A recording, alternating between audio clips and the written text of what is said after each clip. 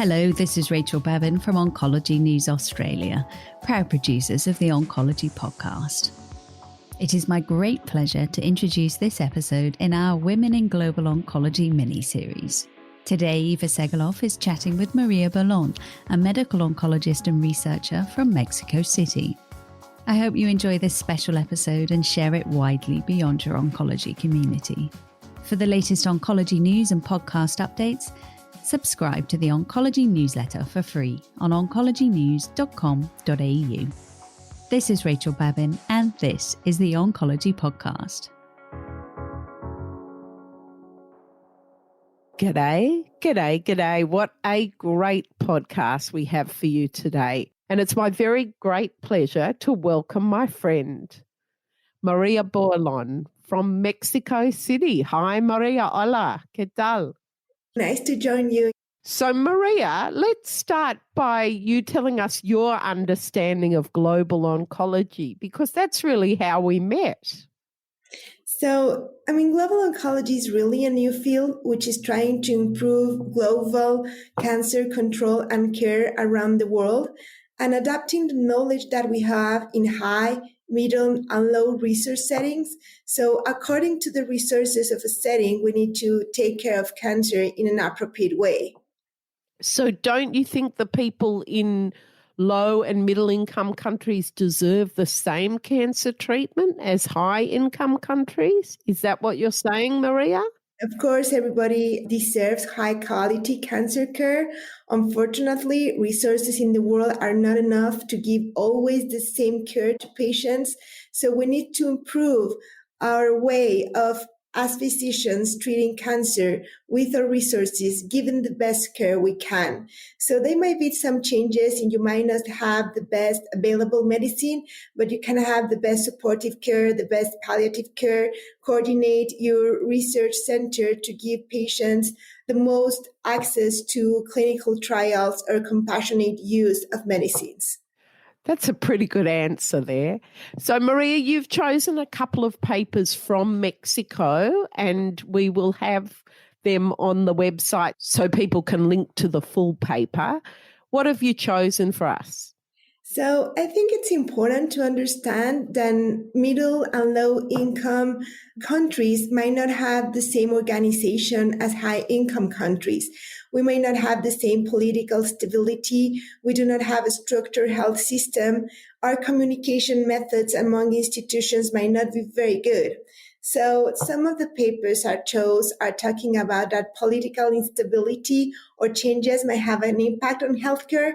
The programs that were actually going through a presidential period may change during the next presidential period because they want to do improvement, but there's actually not a guarantee that the programs will follow. Sometimes they want to close a program and open another.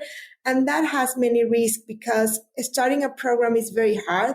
So I think we need to make sure that our countries that are low resource setting understand that they need to keep their programs and just improve them over time. Maria, how does it feel to be an oncologist from Mexico when you visit ASCO or ESMO and you see the riches of the first world or the high-income countries? So for me, my first exposure to ASCO was an overwhelming experience. Attending is fascinating in the way you see new drugs, new indications, research from high resource setting. Well, all these, infrastructure and resources they have on molecular biology, genetics, immunology, drug design that we really don't have. But it's also a challenge, to get that knowledge to your setting. You cannot copy the structure high income settings have, but you can get many ideas that can be adapted to your setting and actually improve the way cancer care is delivered. So it's very important to understand, like for low and middle resource setting specialists, that we cannot get frustrated for not being able to do the same thing. We have great resources in terms of, a lot of clinicians very accurate in their physical exams, a lot of clinicians being very accurate in providing supportive care. And we need to get that into account to provide our patients the best support we can and try to do changes in our structure in the terms we could adapt or incorporate in the near future more clinical trials and more drugs in a way that's reasonable for our environment. So, Maria, tell us about your environment. What's life like for your average medical oncologist in Mexico? How many are they? How many patients do you see? Give us a good picture of life for you and your colleagues. So we're very few oncologists, medical oncologists in our country. We're about 600. And, it's kind of overwhelming because you won't find, an oncologist just focused on academic practice. That's very unusual. Usually, most of us are fractionated in doing academics in the morning, private practice in the afternoon. So your time gets split. So first of all, you think you're falling apart because you have many things to do. You need to understand that your salary in academic practice will not be enough. So that's why most of us do private practice in the afternoon. In terms of workload, when seeing patients, you have a lot of patients per physician. I usually wouldn't be able to live with my clinic alone in academic practice if I wouldn't have fellows that actually take care with me of the patients. Each fellow will be seeing around 10 to 20 patients per clinic day sometimes. So it's kind of overwhelming. You'll really need to make sure they review the cases the day before. You need to encourage them to read and to start making decisions themselves, because there's no way an attending is always going to be there to make the decision every time. Of course, they consult every time they think the case it's necessary to be commented, but there's sometimes that we're not going to be unable to be on every case and on every room with the patients as attendings or physicians in charge of a field of cancer. So it's kind of overwhelming for clinical oncology fellows, but I think it kind of encourages them to be better oncologists and better clinicians early in their career. I think it's also important to understand that we're developing, and decades ago, we wouldn't think about clinical trials being open, every single week in our country. Nowadays, it's a changing time. We, of course, are seeing improvements in the way we're taking care of our patients and the access we have to medicines. So 600 oncologists, remind us of Mexico's population. So Mexico population is around 120 million inhabitants. So we have older, pediatric oncologists and surgical oncologists on our society, but there's still a lack of oncologists, meaning that oncology, it's going to be around the third cause of death in our country. It's very important to understand that we're going to need more and more oncologists.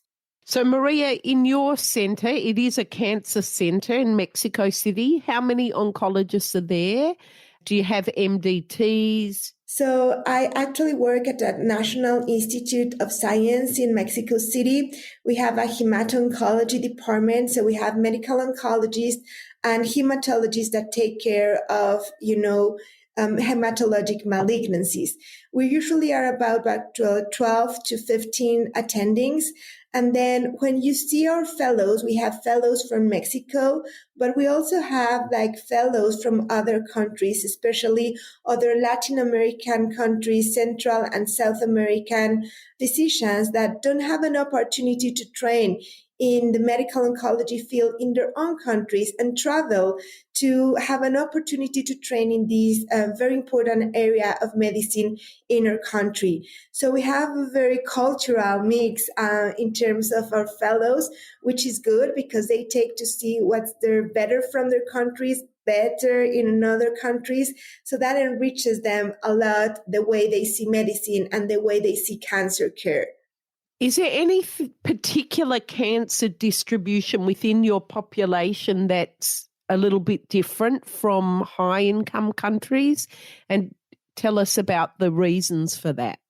Yeah, so one of the most important things to know about cancer incidence in Mexico is still for men, prostate cancer is the most common cancer, but also the most common cause of cancer death, in contrast to other countries in which usually we see lung cancer.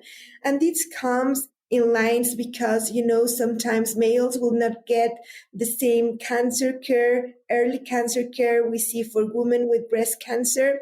So usually they get a late diagnosis and they present with advanced disease up front. So this is a very important phenomenon we're trying to fight against. And it's very difficult to set healthcare policies since, in high income countries, they've said, maybe screening doesn't work. So we're not going to be screening every man for prostate cancer and we're not going to be doing PSA, to all our population. And then you come and see that most of our men present with advanced prostate cancer, metastatic disease that's not curable. And usually, drugs for these kind of diseases are very expensive. So it's very important to adapt your policies to the kind of population you're having and the incidence you're having. Maria, have you got a really crazy story for us? A really most memorable patient or circumstance, something you had to deal with that is perhaps very hard for us sitting here in Australia to imagine? Yeah, so for example, I'm a GU cancer specialist, so I deal with testicular cancer patients very often.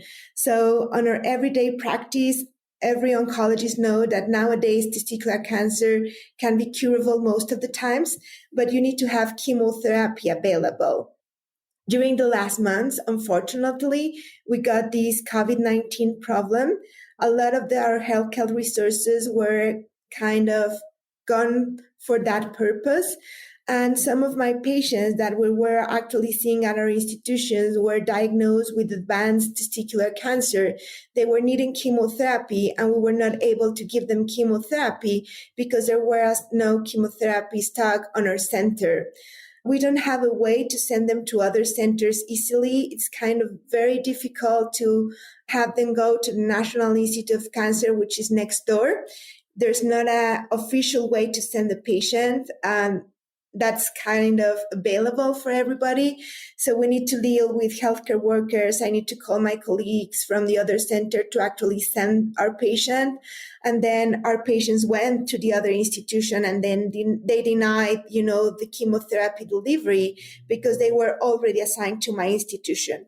My institution was designed a COVID center and was not receiving resources to treat cancer. So imagine how difficult it is to see a patient that's actually curable not being able to receive his chemotherapy on time.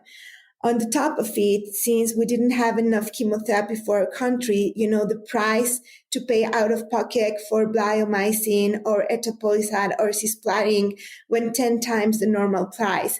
So even if the patient was willing to pay something out of pocket, they couldn't afford it. So unfortunately, yes, COVID times were very hard for us. It let us know that our healthcare system is not very well organized. It let us know that politicians and healthcare workers were not prepared for this.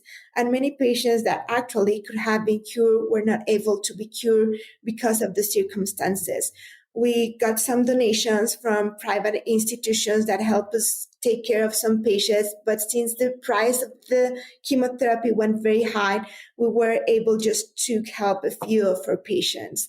So it's very hard, and you're seeing these kind of stories that you couldn't believe they're happening in the world. Testicular cancer, that's a curable neoplasm, couldn't be cured for some of our patients. I was thinking of a happy story, Maria, but that's really very sobering. I think the most, rewarding story I have from this is I always got help from my colleagues in other institutions trying to receive my patients, trying to find a way that our patients could be referred in an easier way so they could actually help us. So one thing I really appreciate from these moments is having my friends and colleagues support, which is very important. I think all of us kind of chat on, some WhatsApp groups in which we kind of send each other, messages about who's having a new clinical trial that could help our patients. So one important story or fascinating story for me is before I was an attending at my institution, most of renal cell carcinomas that were diagnosed at my centers were either referred to another hospital to be on a waiting list for 4 months or so to be able to get a drug, or they were sent to palliative care. After we organized a research center and we had clinical trials for advanced renal cell carcinoma, most of our patients got treatment because they were enrolled. So nowadays, our fellows have experience on immunotherapy and targeted therapy because they've been able to see these patients for free, actually, because this is sponsored by, a pharmaceutical industry. So I think this is something very rewarding. I'm not the only one who's doing this. So we have a group in WhatsApp of young oncologists sending, our patients for different clinical trials because we know otherwise they won't get, the standard of care. So, Maria, you've mentioned the impact that COVID had on delivering cancer services, but can you tell us a little bit more about COVID-19 in Mexico? Yeah, so COVID-19 in Mexico had many consequences on healthcare. So my institution, for example, was closed. Our outpatient clinic and our inpatient clinics were closed for non-COVID patients. We were only receiving COVID patients. So I did receive a lot of, consultations on my private clinic about patients trying to get healthcare on, governmental institutions and being unable to receive, a first-time visit for the following 3 or 4 months. We need to organize better. We need to have non-COVID centers that will be able to assist these patients because otherwise you have two problems, COVID patients and non-COVID patients that are also dying because they don't receive the support they need. And just talking about COVID in the community and not specifically for cancer, how frightening was it to be in Mexico in terms of the speed of the pandemic and how it affected just everyone in your street or your neighborhood? So, I think it was very scary for everybody to see how our death numbers were going up and how we were going up and up in international rates. And we're not the third country with more deaths related to COVID. I think for the population, it was also very scary because there was no way the government could guarantee they were going to receive their salary. So on top of this, having the risk of getting infected if you went to lockdown, you were not going to receive your salary. You were not going to be able to eat. You were not going to be able to pay your basic needs. So I think for a middle income country as ours, in which, we cannot guarantee our population's salary or work, it's harder than high income countries where you can go to lockdown. So at the beginning, we were seeing a lot of very, sick patients from COVID arriving to our emergency room with symptoms that were there for 1 or 2 weeks. And they got into the emergency room with severe hypoxemia. And we knew at that point that there was nothing to do already. Even if those patients could get, an ICU bed and be intubated, it was too late. So there were many, discussions on social media about people claiming they were not receiving their N95 mask or they were not receiving appropriate equipment to go into the ICU or the emergency room. And they could be increased rate of healthcare workers getting infected and actually some of them being dead because of COVID-19 infection. Still, it was very scary when we needed to go as attendings. Imagine me being an oncologist and some other being surgeons or ophthalmologists or dermatologists going back to the emergency room areas. Maria, have you got any other fascinating stories for us just to give us a flavour of what life as an oncologist is like for you? I would tell you the story of one very young female who got into our GU oncology clinic with advanced kidney cancer, non-insured, of course.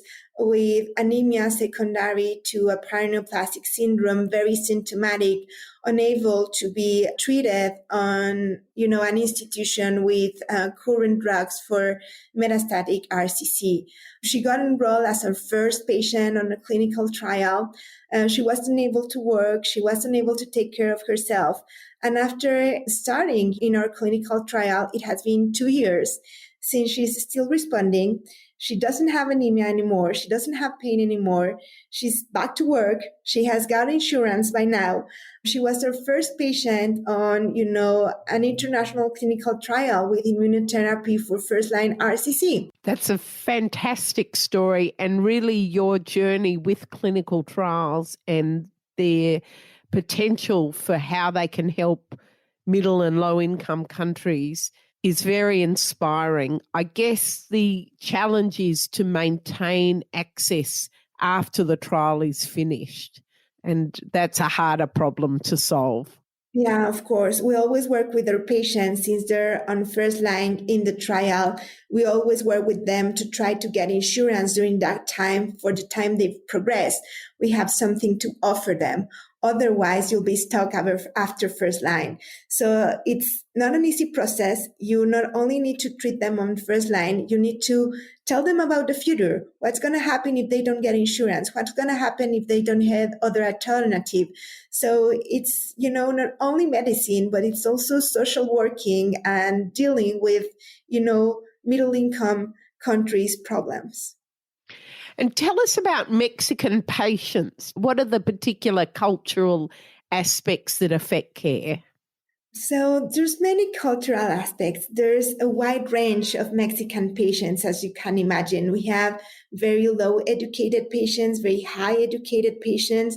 So we have a mixture of all of them. In contrast, you might have the private setting where you see people who have a better socioeconomic status. They usually have access to private insurance, or at least they can pay out of pocket. So they question you more about what you're doing. They kind of have more questions every time. They want you to explain more and more. So they kind of invade your privacy, kind of invade your, free days, even the weekend. So it's kind of overwhelming sometimes to take care of private practice patients that way. You need to establish limits upfront, and you need to tell them this is an emergency and you can call me. These are not emergencies. Please don't call me for this.